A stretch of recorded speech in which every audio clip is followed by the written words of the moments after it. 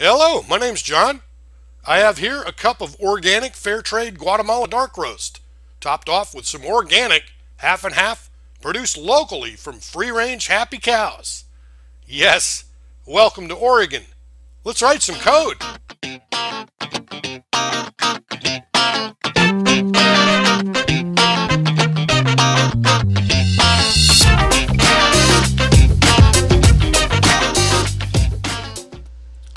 Hey, how's it going? John here. Hope you're well. In my previous videos, I showed how to create a database of randomly generated names for test data, and then SQL Server stored procedure to look the names up by first, last, middle, social security number, date of birth, any combination of those, and then simple data access class to consume the stored procedure. In this video, I'm going to show how to write a WinForms app to consume the data access class. So I'm going to start off by creating a new project, and it's going to be a WinForms project. And let's see, I'm going to call it, how about get names?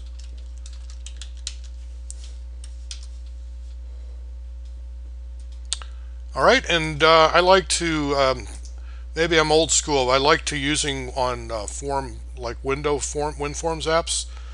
I like using the old, I think it's called Swedish notation, where I prefix the name. You can do this if you want. I guess that's kind of fallen out of style, but I still do it. And let's see, we're going to call the text get names.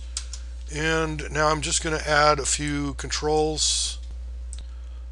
Okay, and now a quick note about these. So again, when it's a WinForms app, I like to use a prefix. I'm going to call this one get names, and get names a little bigger. And so then I'm going to use the name button get names.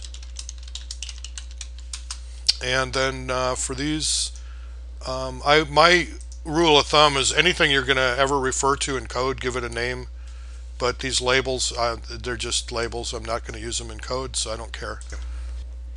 And then down here for the social security number, I'm going to use a masked text box. And there are some predetermined masks. I'm going to use the social security number mask. Okay, and then a date of birth, I'm going to use a date time picker. And then for the date time picker, I'm going to set a couple of defaults here. I want to use a different format. I want to use as a short date, and this will automatically, if you're in a different country, I'm in the United States, and so we do it differently than everyone else. This is month, day, year order. If you're in a different locale, Windows will automatically adjust that correctly for you. Okay, so the date time picker, I'm going to call it date DOB. And then one other thing, since we want to be able to pass null, we don't want to necessarily have that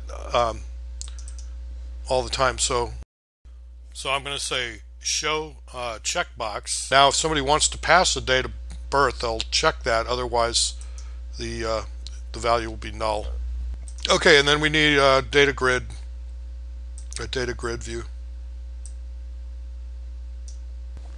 Let's set the anchor properties.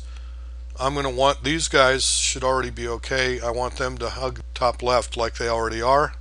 So they're cool. I don't have to mess with those.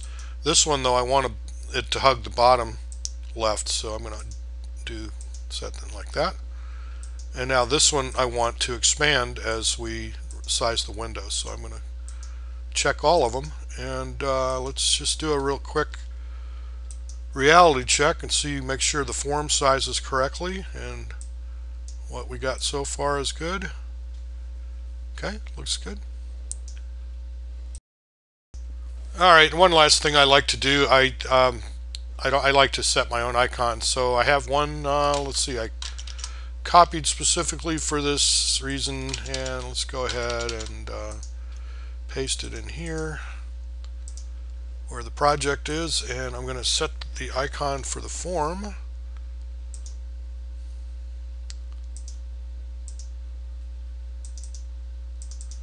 And then also for the application, so I'm on the project, I'm going to say properties, click on the icon. Okay, let's run it real quick. And now we see we've got the icon, and if I minimize it, we've got the application icon here. Alright, well, let's make it do something.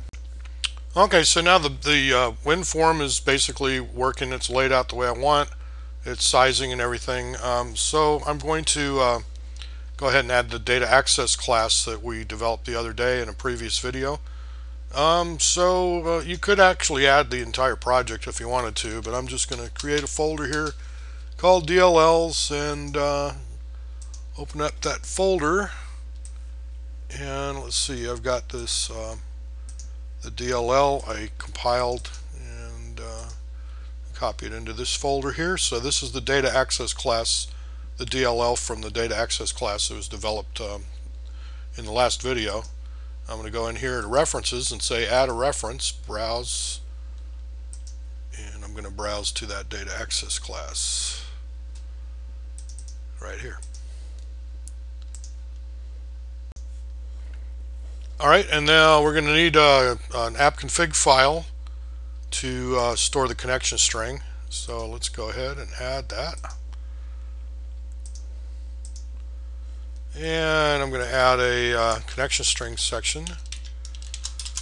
And I'm going to go ahead and copy my connection string.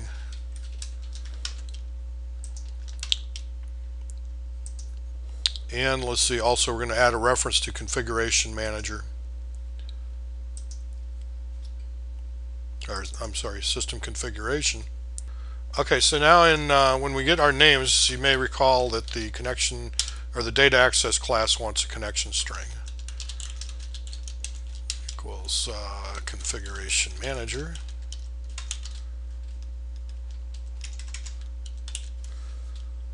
And we're going to right click and say resolve, and this takes connection strings,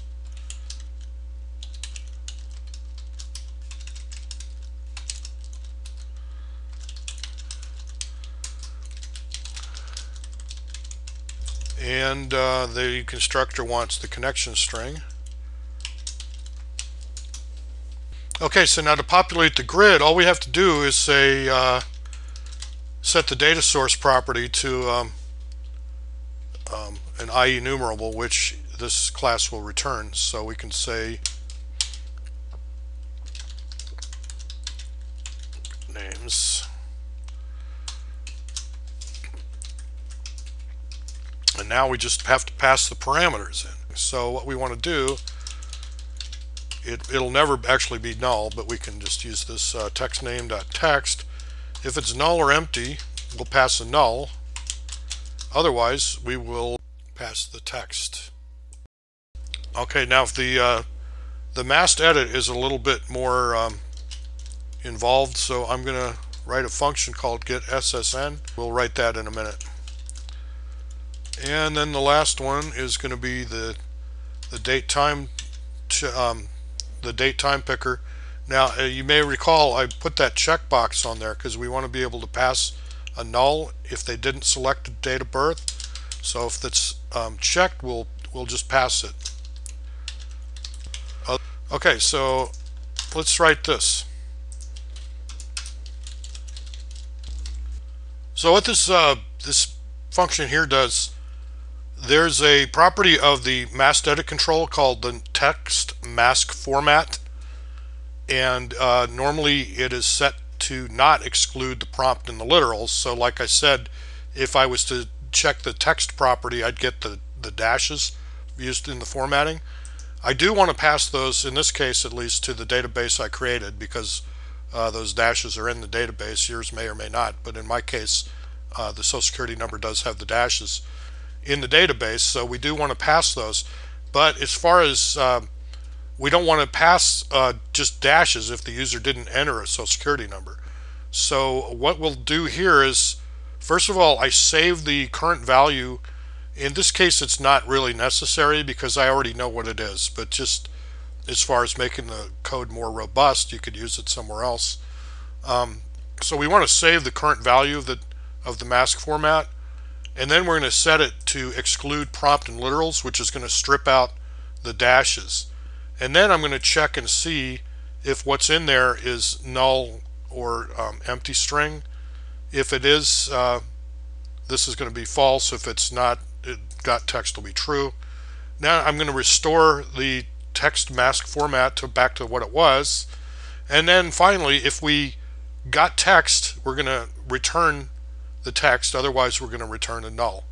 So if the user entered a social security number, it'll be, we'll get it here. If not, we're going to pass a null to our procedure. Okay, so I think we're ready to try it out. Let's see what's happening here. Oh, wait, I see we don't want this to be checked, so let me fix that. We want the default here to be not checked. And let's see. So we're going to say checked is false. Okay, let's try this again. All right, let's try Johnson.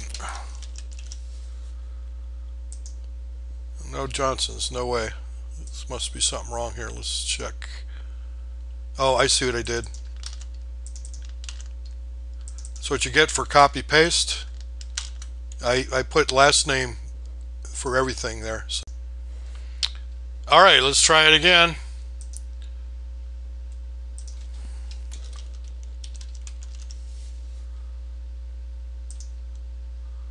Okay. Now let's see, maybe a couple other little things to do here. First of all, I probably should go ahead and add the DLL so it becomes part of the project. Okay, and then the other thing I'd like to do is let's make this so you don't have to push this, you can just press the enter key. And to do this, what we want is for the form, we're going to call the accept button and navigate to that. Okay, so that's gonna, and then the last thing, let's make sure the tab order is correct for these guys. So the tab index. So we're going to set this one to 0 and this one to 1. Okay, so now I should be able to tab on the form in the right order, and then we can just hit the enter key and we get our names. Okay, the last thing we're going to want to do is fix these column names. We can see this ID field is displaying, we don't want that, and then these are the field names. They're not very user, at least these three here. So the last thing to do is after down here, let's just say columns.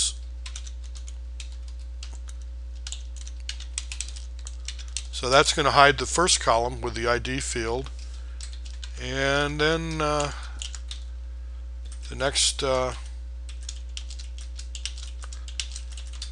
so the first, last, middle, header text, we're going to say first name, and I think the other two I can just leave alone.